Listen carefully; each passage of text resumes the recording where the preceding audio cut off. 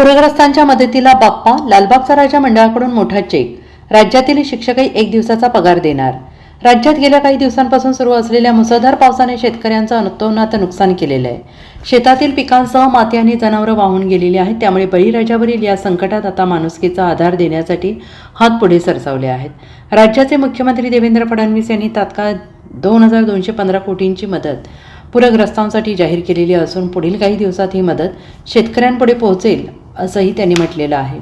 दुसरीकडे मुख्यमंत्री सहायता निधीमधूनही शेतकऱ्यांना मदत केली जाते आहे. राज्यातील सर्वपक्षीय विद्यमान आमदार, खासदार यांनी आपले 1 महिन्याचे वेतन पूरग्रस्तांसाठी देऊ केलेले असून सरकारी कर्मचारी 1 दिवसाचा पगार देणार आहेत. आता लालबागचा राजा सार्वजनिक गणेश मंडळ आणि पूरग्रस्तांच्या मदतीसाठी मदतीचा हात दिला आहे. लालबागचा राजा सार्वजनिक गणेशोत्सव मंडळाकडून शेतकऱ्यांसाठी मदतीचा हात देण्यात आलेला आहे.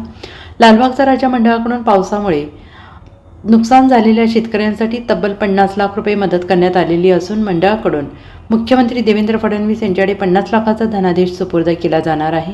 मुख्यमंत्री देवेंद्र फडणवीस यांची वेळ घेऊन मुख्यमंत्र्यांकडेच हा धनादेश सुपूर्द केला जाणार आहे.